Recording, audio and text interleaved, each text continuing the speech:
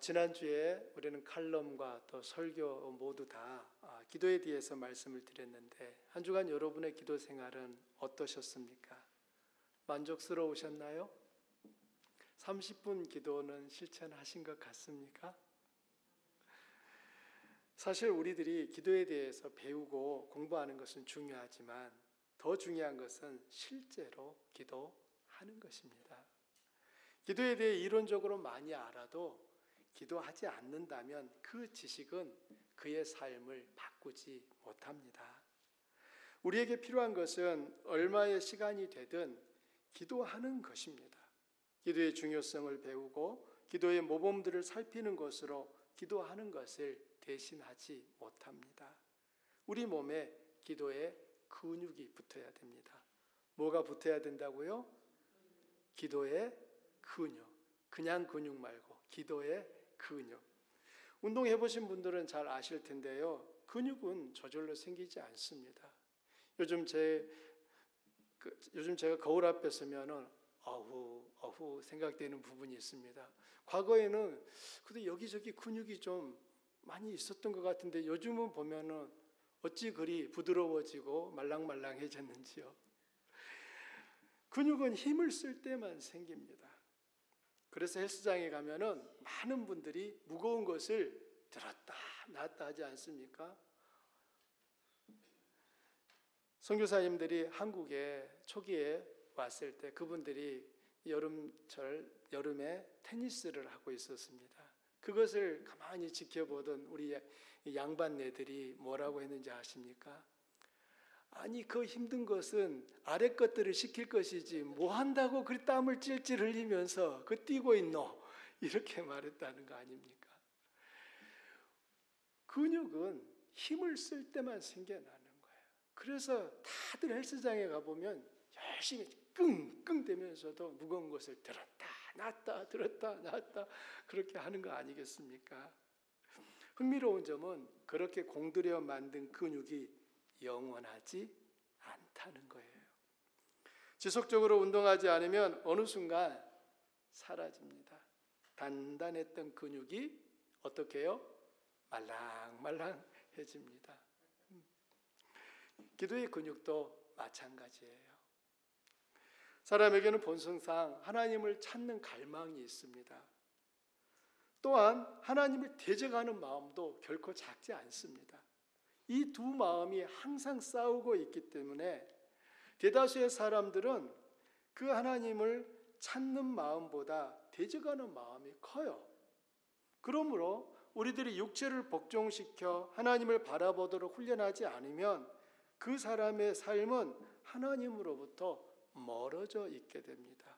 일부러 하나님을 향하여 나아가지 않는 게 아닐지라도 내버려 두면 하나님으로부터 점점 멀어져 있게 되는 게 이게 우리 인간의 삶인 거예요.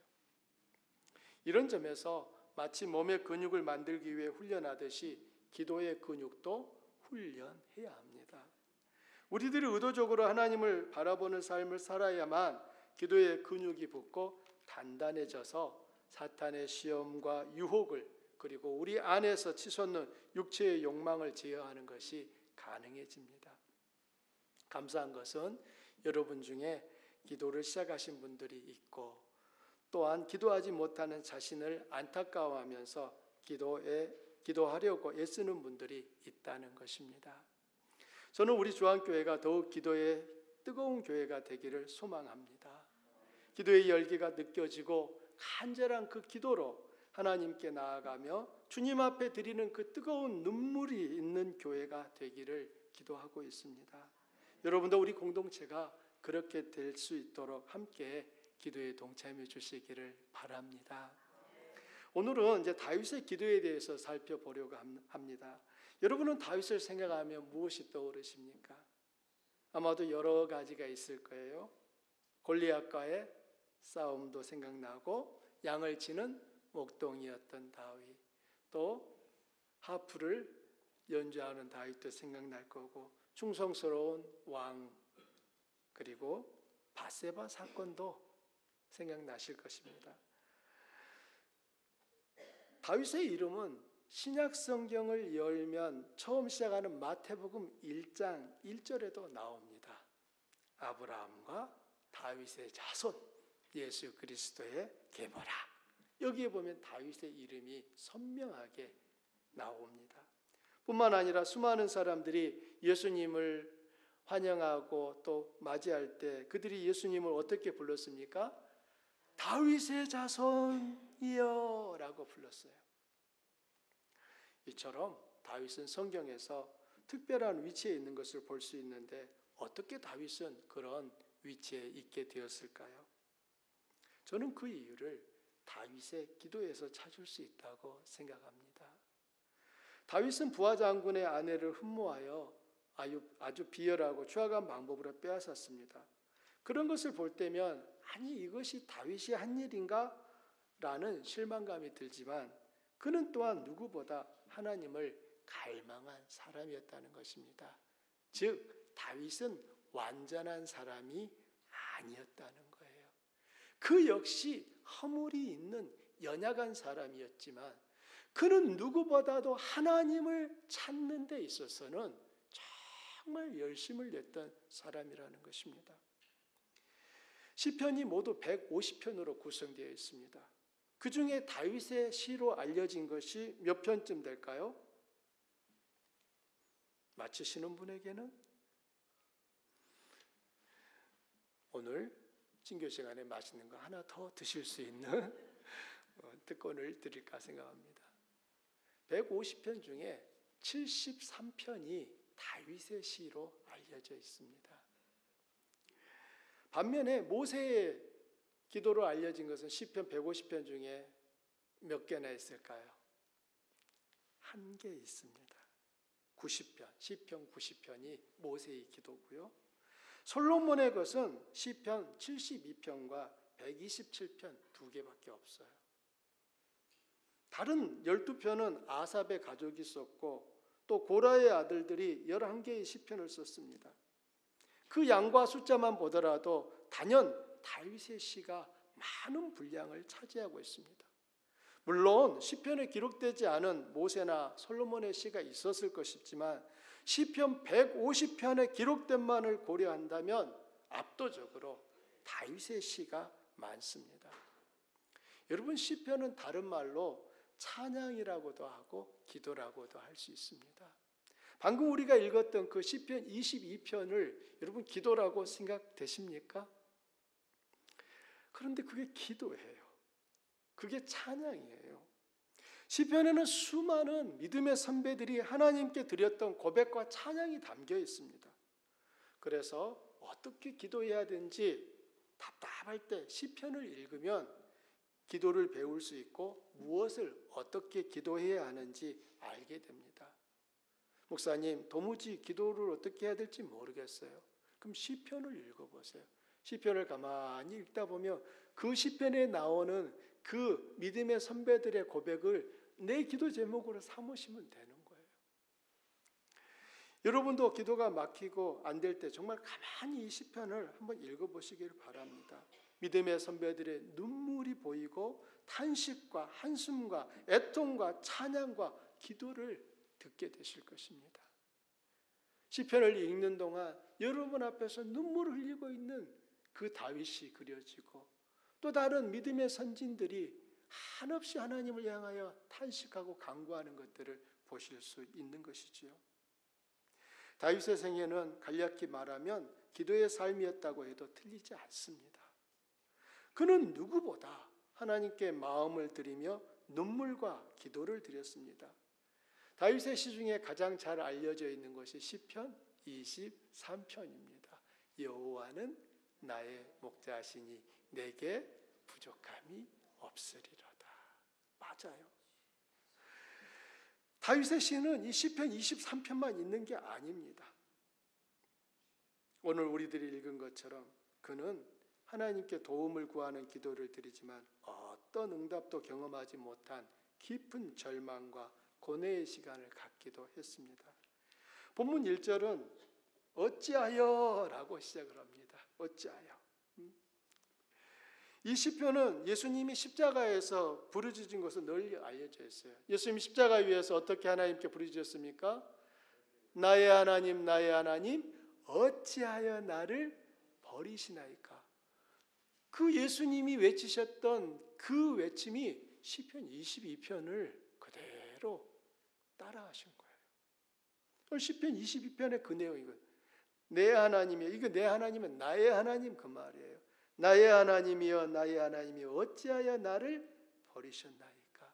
어찌하여 나를 돕지 아니하시오며 내 신음소리를 듣지 아니하시나이까? 따라서 이 구절을 예수님과만 연결 짓지는 마시기를 바랍니다. 이건 예수님이 고난당하실 것을 예언한 거네? 이렇게 보지 마시고 우리보다 앞선, 또 예수님보다 앞선 시대를 살았던 수많은 믿음의 사람들이 그들의 기도가 하나님 앞에 응답되지 않는 것을 느낄 때마다 주님 앞에 이런 탄식을 했다는 거예요. 나의 하나님, 나의 하나님, 어찌하여 나를 버리셨습니까? 마치 하나님께 버려졌다고 느껴지는 거예요. 진짜로 하나님이 버리신 겁니까? 아니에요. 그런데 이 시인의 감정 안에서는 마치 하나님이 나를 버리셨구나 라고 느껴지기 때문에 극도로 그 마음에 애통함이 있는 것입니다. 시편 기자는 끊임없이 낮과 밤에도 간구하지만 하나님이 기도에 응답하지 않았다고 말합니다. 그는 도움이 필요해 간절히 부르짖지만 어떤 구체적인 응답도 경험하지 못하고 있는 거예요. 우리 다 함께 1절과 2절을 우리 목소리로 함께 같이 읽어보실까요? 내 하나님이여, 내 하나님이여, 어찌 나를 버리셨나이까? 어찌 나를 멀리하여 돕지 아니하시오며 내 신음소리를 듣지 아니하시나이까? 내 하나님이여, 내가 낮에도 부르짖고 밤에도 잠잠하지 아니하오나 응답하지 아니하시나이다. 여러분은 이 고백을 들으며 어떤 생각이 드십니까? 지금 이 고백을 하고 있는 이 사람이 지금 믿음이 있는 것 같습니까? 믿음이 없는 것 같습니까?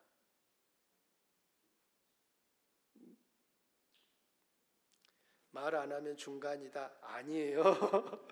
여러분, 믿음이 있다. 또 혹시 믿음이 없다 생각되시는 분은 안 계십니까? 많이 가는 길이 항상 옳은 길은 아닌 거 아시죠? 이 사람은 믿음이 있는 사람이에요. 그는 응답하지 않으시는 하나님을 향해 어떻게 고백합니까? 나의 하나님이라고 하잖아요. 나의 하나님. 그는 연거푸 3번씩이나 나의 하나님, 나의 하나님, 나의 하나님이라고 부르고 있습니다. 전능하신 하나님을 감히 나의 하나님이라고 부르고 있고요. 응답하지 않으시는 그 하나님을 향해 나의 하나님이라고 부르고 있는 거예요. 그렇다면 이 사람에게 있어서는 믿음이 있다는 것을 알 수 있습니다. 그럼 이제 우리는 이런 질문이 생깁니다. 이렇게 믿음을 가진 사람에게 왜 하나님 응답해 주지 않으시는 거냐는 거죠. 그건 우리가 다 알지 못한다는 거예요. 중요한 것은 때로는 하나님이 침묵하실 때가 있다는 것입니다. 그럼 그때 우리는 어떻게, 나는 어떻게 해야 되느냐는 거예요. 지금 이 시인처럼 하셔야 되는 거예요. 하나님 왜 응답 안 해주세요? 라고 나의 하나님, 나의 하나님 왜 응답 안 하십니까? 라고 우리는 그분 앞에 나아가야 되는 것입니다. 많은 성도들이 승리하는 삶을 살지 못하는 이유가 바로 여기에 있다고 생각합니다. 하나님을 나의 하나님이라고 고백하지 못하는 거예요. 어떤 분들은 어찌 나 같은 사람이 감히 하나님을 나의 하나님이라고 부를 수가 있어요. 아니에요. 저는 자격이 없습니다. 여러분, 이 사람은 겸손한 사람입니까? 믿음이 없는 사람입니까? 믿음이 없는 거예요, 사실은. 그건 겸손이 아니에요. 왜냐하면 하나님께서는 기꺼이 내가 너의 하나님이다 라고 말씀하셨어요. 그래서 우리들이 그 하나님을 향하여 너의 하나님이라고 표현하기보다 나의 하나님이라고 말할 수 있어야 되는 것입니다. 사탄은 끊임없이 우리와 하나님과의 관계를 의심하게 만들고 약화시키려고 합니다. 사탄은 우리들이 하나님을 나의 하나님이라고 고백하지 못하도록 끊임없이 우리를 고발하고 반박합니다. 주로 사탄이 쓰는 방법이 뭡니까? 네가 그러고도 하나님의 아들이고 딸이냐? 이렇게 하는 거야. 네 꼴을 봐라. 네 말투를 봐. 네 행실을 봐. 네가 어제 한 일을 봐. 그리고도 네가 하나님을 나의 하나님이라고 할 수 있어? 이렇게 사단은 우리를 고발해요. 그럼 그때 여러분 어떻게 하셔야 됩니까? 그래 듣고 보니 네 말이 맞네.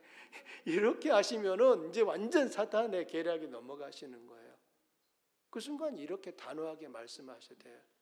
네가 모르는 게 있구나. 네가 말하는 거 다 맞는데 그래도 하나님은 나의 하나님이야. 나는 하나님의 아들이고 딸이야. 이렇게 말씀하셔야 되는 거예요. 여러분 이것은 믿음의 뻔뻔함이라고 할 수 있는 거예요. 정말이에요, 여러분. 우리들이 하나님 앞에서 가져야 될 마음이 이거예요.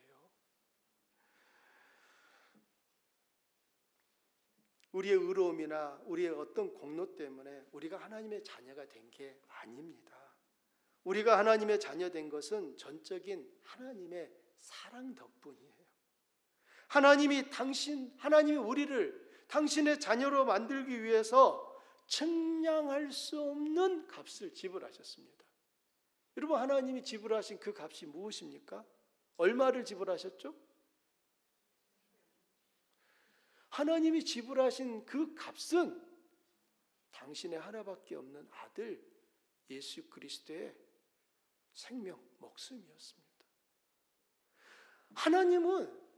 하나님 성부 하나님께서는 당신의 아들 예수를 죽이시면서 저와 여러분을 너는 이제부터 내 아들이다, 딸이다 라고 우리를 사신 것입니다. 우리는 양녀가 된 거예요. 예수님처럼 하나님 앞에 처음부터 완전한 아들은 아니었어요. 그런데 하나님께서 우리를 양자와 양녀로 받아주신 것입니다. 법적으로 우리는 하나님의 아들, 딸이 된 거예요. 그런데 이 사실을 자꾸 우리의 그 어줍지 않은 그 양심을 가지고 마치 내가 이전에는 더 지금보다 거룩하고 온전해서 하나님이 나를 자녀 삼으신 것처럼 착각하고 오해하신다는 것입니다. 여러분 돌이켜 보십시오. 지금 여러분이 넘어지고 실수하는 지금의 모습과 과거 예수님을 모르고 살았을 때의 모습과 어느 것이 더 하나님이 기뻐하실 모습이었습니까? 실수하고 실패할지라도 지금의 모습이 예전보다 더 온전해진 거예요. 그러니까 어떤 사람이 당신은 예수 믿는데 왜 그렇게 행동해요? 왜 그렇게 살아요? 라고 하면 뭐라고 해야 됩니까? 나 옛날에는 이것보다 더 심했거든요. 라고 말씀을 해주셔야 돼요. 나 그나마 예수 믿고 이렇게 바뀐 거요. 기다려 보세요. 내후년에 더 좋아질 거요. 이렇게 말씀을 하셔야 되는 거예요. 이게 여러분 믿음의 당당함인 거예요. 그런데 우리는 자꾸 양심이 어느 순간에 딱 올라와가지고 네가 그러고도 하나님의 아들이야? 딸이야? 그러면 뭐라고요? 네 말이 맞아. 이렇게 하신단 말이에요. 아니라니까. 이건 사단에게 속으시는 거예요. 그건 겸손이 아니라 믿음이 없는 거예요. 우리는 뿌득뿌득 우겨야 돼요. 나는 하나님 아들이 맞아. 하나님은 내 아버지야. 나의 하나님이야. 라고 말씀하실 수 있기를 바랍니다. 그러므로 하나님을 나의 하나님이라고 부르는데 주저하지 마시기 바랍니다. 다윗은 여전히 응답이 오지 않는 그 상황 속에서도 하나님을 떠나지 않습니다. 그는 아직 하나님을 포기하지 않았습니다. 기도하는 사람은 하나님을 포기하지 않습니다. 여러분이 이 시편 22편을 읽을 때 주목하셔야 되는 한 단어는 그러나라고 하는 단어예요. 한글 개역 개정 성경에는 아쉽게도 이 그러나가 빠져 있어요. 하지만 세번역 성경이나 영어 성경, 히브리어 성경에는 그러나가 포함되어 있습니다. 어디에 있느냐? 3절이 시작할 때 6절, 9절, 19절 맨 앞에 그러나를 넣어서 읽으셔야 합니다. 어디요? 3절, 6절, 9절, 19절이에요. 그러나라고 하는 이 용례가 뭡니까? 앞에 나오는 말을 반박하거나 지금부터 내가 하는 말은 앞에서 했던 말과 다르다라고 하는 것을 표현할 때 쓰는 접속사예요. 그러므로 다윗은 1절과 2절에서 응답하지 않으시는 하나님을 향해 어찌하여 나를 버리셨나이까? 어찌하여 나를 멀리하고 돕지 않으십니까? 어찌하여 밤새도록 부르짖어도 모르는 체 하십니까? 라고 고백하면서도 3절에서 이렇게 고백하네. 그러나 주님은 거룩하신 분이고 이스라엘의 찬양을 받으실 분이십니다. 라고 말하는 것입니다. 여러분, 여기에 다윗의 이 믿음의 증거들이 보이는 거예요. 앞에서는 그냥 마음이 너무 상하기 때문에 하나님께 그냥 있는 대로 다 쏟아냈어요. 그러나 하나님은 그래도 이스라엘의 찬양을 받으실 분입니다. 여기에 이 다윗의 저 깊은 곳에서의 그 믿음이 나오는 것입니다. 다윗은 하나님의 침묵이 도무지 이해되지 않았습니다. 과거 이스라엘의 찬양과 신뢰에 비추어 볼 때 하나님의 침묵이 이해할 수 없고 혼란스러운 거예요. 왜 하나님이 과거의 조상들에게 응답하셨듯이 자신에게 응답하지 않는가라고 하는 이 고민에 빠져 있습니다. 그런 중에도 그는 하나님에 대한 자신의 믿음을 포기하지 않습니다. 6절에서 다윗은 나는 벌레요라고 고백하는데 여기에도 맨 앞에 그러나가 있어요. 즉 그러나 나는 벌레요 사람이 아니라 사람의 비방거리에 백성의 조롱거리입니다 라고 고백하는 것입니다. 하나님의 침묵은 다윗의 대적자가 그를 욕할 빌미를 제공했습니다. 이들은 다윗을 모욕하고 조롱의 몸짓으로 머리를 흔듭니다. 이들은 다윗이 하나님을 신뢰하는 것과 하나님이 그를 기뻐한다고 다윗이 주장하는 사실을 조롱해요. 야, 네 상황을 봐봐. 네가 하나님 믿는 건 맞아? 하나님이 너 사랑하는 건 맞기나 해? 라고 지금 조롱하고 비웃는 것입니다. 이 비웃음과 조롱은 십자가에 달린 예수님에게도 사람들이 쏟아냈습니다. 예수님이 십자가에 달려있는 동안 사람들이 하는 말도 안 되는 비웃음과 조롱을 받으셔야 했습니다. 여러분도 이와 비슷한 경험이 있으실 거예요. 하나님이 오래 침묵하시면 우리의 대적자들은 끊임없이 우리를 조롱합니다. 그 조롱과 비웃음을 듣노라면 어떤 분들은 믿음이 흔들리고 더 이상 주님을 바라보지 못하는 절망에 빠지기도 합니다. 그런데 그런 조롱과 비웃음은 여러분만 겪는 것이 아니라는 점을 기억하시기 바랍니다. 하나님은 다윗에게도 예수님에게도 침묵하셨습니다. 오히려 하나님의 침묵이 있을 때 우리 믿음이 확인되는 거예요. 하늘의 별은 언제 보입니까? 환한 대낮에는 보이지 않습니다. 별이 없어서입니까? 환한 대낮에는 별이 다 잠자러 가서 없는 거예요? 아니잖아요. 별은 여전히 그 자리에 있지만 마치 없는 것처럼 보이다가 깜깜한 밤이 되고 사방의 불빛이 사라지는 어둠이 오면 별이 선명하게 나타납니다. 우리의 믿음도 똑같아요. 평상시는 일이 잘 풀릴 때는 우리의 믿음의 정도가 확인되지 않습니다. 다 좋은 것 같아요. 다 다 믿음의 용사가 맞습니다. 그런데 정말 우리의 믿음이 확인되는 순간은 하나님이 침묵하실 때예요. 하나님이 침묵하실 때 그 사람이 어떻게 하느냐, 이것을 통하여 그 사람의 믿음이 확인되는 것입니다. 사랑하는 성도님들, 하나님이 여러분에게 침묵하시는 것 같습니까? 아니면은 하나님이 큰 소리로 여러분에게 간구할 때마다 오냐? 라고 대답하시는 것 같습니까? 지금 아멘은 어떤 의미로 제가 이해해야 되는지 지금 제가 헷갈립니다. 자, 사랑하는 성도님들, 우리의 삶에 있어서 하나님의 침묵 앞에서 그분을 떠나야 할까요? 아니면 그 자리를 지켜야 할까요? 당연하죠. 그 자리를 지켜내셔야 되는 것입니다. 그런데 그 지켜내는 게 쉽습니까? 어렵습니까? 어렵습니다. 어려우니까 지금 이렇게 탄식하는 거예요. 여러분, 기도를 하시는 분들이 경험하는 것은 날마다 기도만 하면 응답이 바로 째깍째깍 옵니까? 그럼 누가 울 일이 있어요? 그런데 기도를 하다 보면 울어야 될 때가 있거든요. 답답할 때가 있거든요. 기도해도 도무지 길이 안 보일 때가 있거든요. 이 하나님의 침묵의 시간처럼 보이는 그때가 우리 삶에 있다는 그 말입니다. 나에게만 있다는 말입니까? 아닌 거예요.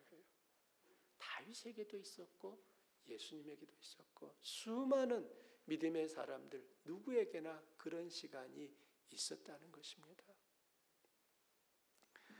다윗은 9절부터 10절에 보면은 쏟아지는 사람들의 조롱과 멸시를 받으면서도 자신과 하나님과의 관계가 맺어진 그 지점으로 돌아갑니다. 여러분 9절과 10절을 함께 읽습니다. 오직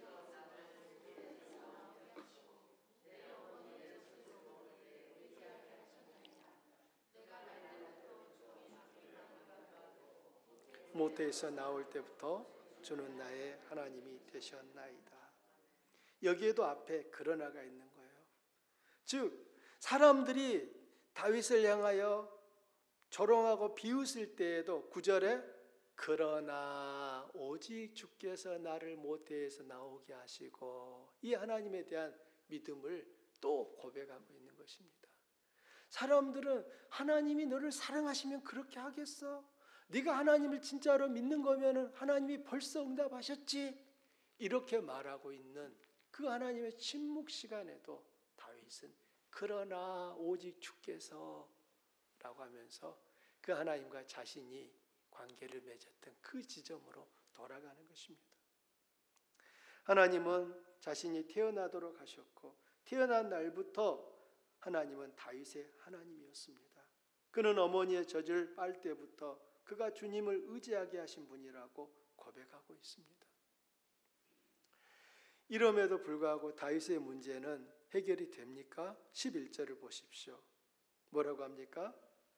나를 멀리하지 마옵소서라고 말해요. 11절이에요. 이거 아니에요. 11절을 보면 이 다윗은 다시 하나님을 향하여 나아가는 거예요. 하나님 외에는 나를 도울 자가 없습니다 라고 부르짖는 것입니다. 이 도움을 구하는 호소는 다윗뿐만 아니라 모든 믿음의 사람들이 하나님을 향해 부르짖는 이 애통하는 노래 애가의 전형적인 문구입니다. 저를 따라서 해보십시오. 나를 멀리하지 마옵소서. 나를 도울 자가 없나이다. 여러분 유창한 기도 생각하지 마세요. 화려한 어떤 표현들이 드러나야 기도를 잘하시는 게 아니에요. 여러분 기도가 유창하지 않아도 괜찮습니다. 여러분의 마음을 담아 나의 하나님, 나를 멀리하지 마옵소서. 나를 도울 자가 없습니다. 라고 기도하십시오. 그 기도를 하나님이 기쁘게 받으시는 것입니다. 12절부터 18절에 보면 다윗은 자신을 공격하는 대적들을 위험하고 강력한 동물들의 비유를 하고 있습니다. 어떤 동물에 비유합니까? 황소와 사자와 또 힘센 소와 또 개들의 비유를 하고 있습니다. 대적들은 이 시편 기자보다도 많고요. 또 그보다도 훨씬 더 강력합니다. 그들 앞에서 다윗은 벌레와 같이 여겨집니다. 대적들은 황소, 심지어 강한 이 바산 지역의 힘센 소들 같습니다. 이뿐만 아니라 대적들은 먹이를 찢는 사자이며 시편 기자는 그들의 먹이라고 말하고 있습니다. 그들 앞에서 다윗의 마음은 강하지도 않고 오히려 녹아내리는 촛물 같습니다. 그의 입은 두려움으로 마르고 질그릇 조각같이 마르며 그의 혀는 입 천정에 붙었습니다. 그가 지금 얼마나 힘든 상황 속에 있는지 느껴지십니까? 그가 대적들로부터 받는 공격이 얼마나 극심한지 알 수 있습니다. 여러분의 힘든 상황이 지금 이 시편 22편에 다윗과 같은 상황이라고 생각되십니까? 아니면 나는 아직 거기까지는 안 간 것 같네, 아닌 것 같네 라고 생각되십니까? 이 상황 속에 있으시건 아직 이 상황까지 가지 않았건 그게 중요한 게 아니라 하나님의 사람들은 누구나 이와 같은 시간을 만날 수, 겪을 수 있다는 것을 기억하시면 좋겠습니다. 그때 어떻게 벗어날 수 있습니까? 19절부터 20절을 보십시오. 다윗이 이 상황을 극복할 수 있는 길이 어디에 있는지를 말하고 있습니다. 여기 19절에도 앞에 그러나를 넣으셔야 돼요. 여러분 같이 읽어보실까요? 그러나 여호와여 나를 멀리하지 마옵소서. 나의 힘이신 주님 어서 빨리 나를 도와주십시오. 내 생명을 원수의 칼에서 건져주십시오. 하나뿐인 나의 목숨을 개의 입에서 빼내어 주십시오. 사자의 입에서 나를 구하여 주십시오.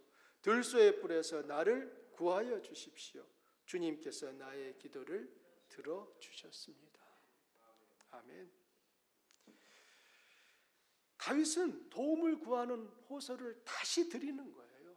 앞에서 끊임없이 자기 마음속에 하나님이 응답하시지 않는 그 일로 인하여 너무너무 마음이 상하고 힘들어요. 대적들은 그러한 다윗을 바라보면서 조롱하고 비웃고 멸시합니다. 그런 중에도 다윗은 다시 하나님을 향하여 나를 멀리하지 마옵소서라고 나아가고 있습니다. 그는 하나님만이 칼을 들고 자기에게 다가오는 대적을 막아주실 유일한 원천이라고 본 것입니다. 사랑하는 성도님들, 여러분을 이 칼을 들고 오는 대적 앞에서 보호하실 분이 하나님이시라고 여러분 믿으십니까? 진짜로 믿으십니까? 그 믿음이 우리 모두에게 있기를 바랍니다. 하나님이 나를 지키실 수 있다라고 하는 그 믿음이 있는 분은 기도의 자리로 나아가게 되어 있습니다. 하나님이 나를 지키실 수 있는 분이신데도 불구하고 나아가지 않는 사람은 그 어려움 속에서 대적과 수많은 황소떼 같은 이 공격들을 받으며 황소떼들로부터 공격을 받으며 그 시간을 말 그대로 정말 애매한 고난을 당하실 수 있는 거예요. 흥미로운 사실은 지금 다윗의 상황은 아직 바뀌지 않았어요. 하나도 바뀐 게 없습니다. 그는 여전히 황소와 사자와 사나운 개떼들의 조롱과 비웃음과 멸시와 공격을 받고 있습니다. 그런데도 다윗은 21절에서 뭐라고 합니까? 주님께서 나의 기도를 들어주셨습니다 라고 고백하는 거예요. 할렐루야. 여러분, 이게 기도하는 사람의 믿음이어야 합니다. 상황 바뀐 거 없어요. 그러나 이 상황에 대하여서 기도자는 하나님 앞에 기도했고 하나님께서 그 상황을 들으셨고 그 하나님께서 바꾸실 것을 기도자는 고백하고 있는 것입니다.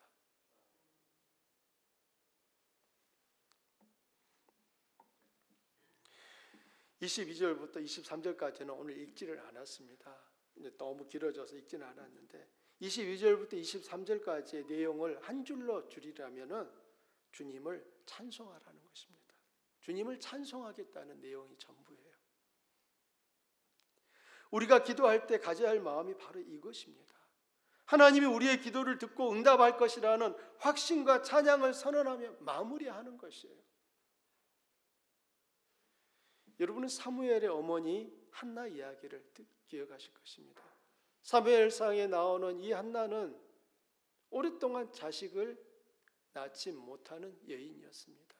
그러자 그의 남편 엘가나가 두 번째 아내를 얻었는데 이 두 번째 아내는 자식들을 숭덩 하는 거예요. 그런데 이 두 번째 아내인 분인나라고 하는 여자가 끊임없이 이 한나를 이제 괴롭히는 거예요. 뭐라고 괴롭혔을까요? 이 자식도 못 낳는 여자야 했겠죠. 하면 분명히 했을 거예요. 뿐만 아니라 한나 앞에서 그 애를 데리고 젖을 먹이고 그 애를 보면서 까꿍하고 그 한나 앞에 한 번 지나갈 거 두 번, 세 번 지나다니면서 막 유세를 했겠죠. 그때마다 한나는 어떻게 합니까? 기도의 자리로 나아가요. 그리고 기도하고 있는 거예요. 어느 날 엘리 제사장이 기도하는 한나를 보고서 호통을 칩니다. 술 좀 작작 먹어라 라고요. 왜냐하면 한나가 기도하는데 그 입술이 소리는 안 나고 입술만 딸싹딸싹 하니까 이 멀리서 이 제사장이 보면서 아이고 저 여자가 술을 먹어서 지금 저러고 있구나 라고 생각하고 술 조금 먹으라고 호통을 친 거예요. 그때 한나가 뭐라고 합니까? 나는 술을 마셔서 그런 게 아니라 내 마음의 원통함이 너무 크기 때문에 내 마음을 하나님 앞에 지금 아뢰고 있는 것입니다 라고 말을 해요. 그때 이 엘리가 뭐라고 하느냐? 여호와께서 너의 기도를 들어주시기를 바라노라 라고 하니까 이 한나가 아멘 하고는 그 자리에서 벌떡 일어나서 돌아가는데 성경에 흥미로운 표현은 한나의 얼굴에 수심이 없더라 라고 바뀐 거예요. 여러분 한나가 지금 아기를 낳았습니까? 안 낳았잖아요. 여전히 한나에게는 불임인 거예요. 자식 없어요. 그런데 한나는 그 기도를 마치고 일어나면서 얼굴에 근심과 걱정이 다 벗겨졌어요. 왜냐하면 하나님께서 들으실 것을 믿었기 때문인 것입니다. 다윗이 똑같은 거예요. 자기 상황이 하나도 안 바뀌었지만 다윗은 하나님께서 자기 기도를 들으셨다라고 하면서 감사를 고백하고 그 하나님을 찬양하겠다라고 선언하고 있는 것입니다. 먼저 그는 하나님에게 공개적으로 형제들과 회중 가운데서 즉 공동 예배의 자리에서 찬양할 것을 약속합니다. 다음으로 그는 자기 동료 이스라엘 사람들에게 찬양에 참여하도록 요청하겠다고 말하고 있습니다. 당신도 하나님 찬양합시다 라고 하는 거예요. 방금 전까지 다윗은 어떤 기도를 했습니까? 어찌하여 나 버리십니까? 왜 안 들어주십니까? 이러했던 다윗이 기도의 말미에 그는 하나님을 찬양하고 자기뿐만 아니라 다른 사람들도 하나님을 찬양하도록 이끌겠다라고 약속을 하고 있습니다. 지금까지 시편 기자는 다윗은 하나님이 멀리 있다고 불평했습니다. 다윗의 공경은 아직 끝나지 않았지만 그는 하나님의 구원을 확신했습니다. 27절에 따르면 하나님에 대한 찬양은 이스라엘을 넘어 모든 나라를 포함하며 확대될 것이라고 말합니다. 왜 그렇습니까? 하나님은 이스라엘뿐만 아니라 전 세계의 왕이시기 때문입니다. 28절을 여러분 함께 읽어보십시오. 나라는 여호와의 것이요 여호와는 모든 나라의 주제이심이로다. 하나님을 찬양해야 될 이유가 여기에 있는 거예요. 하나님, 모든 나라가 그분의 것이고 모든 백성이 그 하나님의 것이기 때문에 하나님을 높이자라고 말하고 있는 것입니다. 말씀의 결론을 맺고자 합니다. 시편 22편은 고통 가운데 하나님의 임재를 느끼지 못한 자가 노래한 애가이지만 마지막에 표현된 이 확신과 기쁨은 시편 기자가 실망 가운데 공경에 빠져 있기보다는 하나님을 향해 나아가는 희망을 전하고 있습니다. 그래서 이 시편은 찬양으로 끝이 나는 거예요. 여러분이 기도할 때 찬양을 드리는 것은 그 하나님을 높이는 것이고 그 하나님께서 하실 일들을 내가 기대하는 것입니다. 다윗이 그토록 위대한 삶을 살 수 있었던 비결은 하나님을 향한 그의 신뢰에 있었습니다. 그는 하나님의 침묵 앞에서도 하나님을 떠나지 않았습니다. 어찌하여 응답하지 않으시느냐고 탄식하면서도 오직 나의 도움은 하나님밖에 없습니다 라는 그 고백을 드렸습니다. 그는 여전히 상황은 바뀐 것이 없지만 하나님의 구원을 확신하고 찬양으로 그의 기도를 마무리합니다. 사랑하는 주한 가족 여러분, 우리 안에 이런 기도가 드려지기를 바랍니다.